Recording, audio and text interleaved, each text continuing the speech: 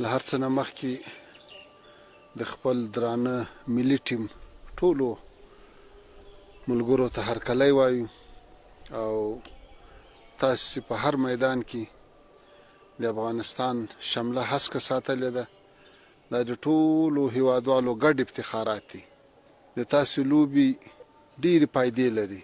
د تاسې لوبې دي چې ځوانان سپورټ ته هڅوي. د تاسې لوبې دي چې ځوانانو ته سالم فکر ورکوي. د تاسې لوبې دي چې کسیران له نشو راګرځي، له بدو فکرو راګرځي، له مخالفتو راګرځي. که تاسې چېرته په کرکټ کې میدان ګټئ نو له یو انجینر سره فکر پیدا کېږي چې زه باید په خپل مسلک کې یو میدان وګټم. له یو ډاکټر سره فکر پیدا کېږي چې زه په خپل مسلک کې میدان وګټم.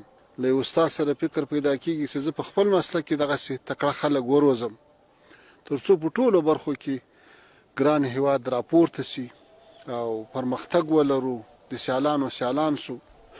ډېره د افتخار خبره ده چې په ډېرو سختو حالاتو کې تاسې غوندې تنکیو ځوانانو هغه د دنیا سیالۍ ته ځان ورساو چې نن الحمدلله د افغانستان د کرکټ ټیم د نړۍ په سطح غالبا 8 و 9 مقام کې چلیږي. دا لویه خبره ده. د موږ تاسې کرکټ نوی ده او بیا د تاسې دا مې ډېره لویه خوشبختي ده چې د هر فکر خلک د تاسې ستاینه کوي، هیڅوک مخالفت نه در سره لري.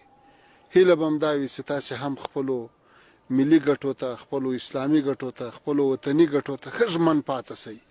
په هر میدان، هر چېرته سیاسته د تاسې د هر په وجود کې افغانیت پروت وي، اسلامیت پروت وي، څو دنیا ته دا فکر ورکړي چې افغانستان په هر ډګر کې هر څه کولی شي. که تاسې دینداره یاست دنیا ته به دا فکر ورکړي چې دینداري او کرکټ سره ټکر نه دي، دینداري او لوبې سره ټکر نه دي. د تاسې له دینداري نه به د تاسې غوندې په سرهاو، په زرهاو، په لکاو ځوانان د دیندارۍ فکر اخلي، سبب به یې تاسې یاسته. که تاسې یو ښه ملي او ولسي اقدامات وکړئ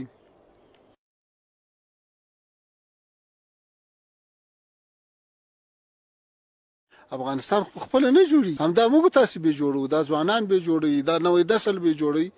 نو چې هر څوک په هر مسلک، په هر لار کې ښه فکر ولري، سالم فکر ولري، نو بیا به دا وطن په هر میدان کې راپورته کېږي. موږ له تاسې نه ډېر خوشحاله یو چې تر اوسه پورې الحمدلله هېڅ نوعه د بد اخلاقۍ رپورټ نه ده راغلی، د یو بېنزاکتۍ خبرې نه ده راغلی، د یو کمزورۍ خبرې نه ده راغلی.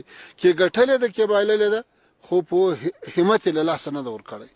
نو دغه موږ له تاسې نه غواړو. په را روان وخت کې له پاکستان سره لوبه ده، له الله تعالی نه کامیابي درته غواړو. امید لرو چې ښه لوبه وشي او د لوبې ښه مدیریت وشي. جناب شهیدي صاحب ته د الله توفیق ورکړي او د بورډ مشر ته د الله توفیق ورکړي، ټولو ته چې په ښه طریقه سره هغه لوبې تنظیم کړي او ښه تعینات وشي. الله دې توفیق درکړي. له هغه نه وروسته سریلانکا کې چې د اګست په اخره کې کومې لوبې دي، په هغو کې له الله تعالی نه کامیابي درته غواړو. او بیا چې جام جهاني را روان ده یا ایشیا کپ را روان ده، په دې ټولو کې تاسو ته کامیابي غواړو. موږ هم شاته ولاړ یو، موږ هم حوصله افزایي کوو او موږ هم سیل کوو، موږ خوند در باندې اخلو. بیا چې تاسو غوندې ښه ځوانان د کرکټ په دوران کې لمونځ نه قضا کوي او هم د وطن غم ورسره یي، هم د افغاني غرور یې له ځان سره ساتلی، نو دغسې ځوانان د خدای ډېر کړي، دا د الله تعالی ډېر کړي. خدای تعالی دې وکړي چې تاسې خپلو وظایفو ته نور هم ښه ژمن پاتې شئ. زه پوهېږم تاسې په اسانۍ او په سادګۍ دې مقام ته نه یاست رسېدلي، تاسې تکلیفونه کړي دي، تاسې محنتونه کړي دي، تاسې تکلیف کښلی ده. دغه تکلیف به جاري ساتئ. د تا د هرې ورځې لوبه تر هغه مخته ورځو کې له تا نه کار غواړي، له تا نه تمرین غواړي، له تا نه مهارتونه غواړي.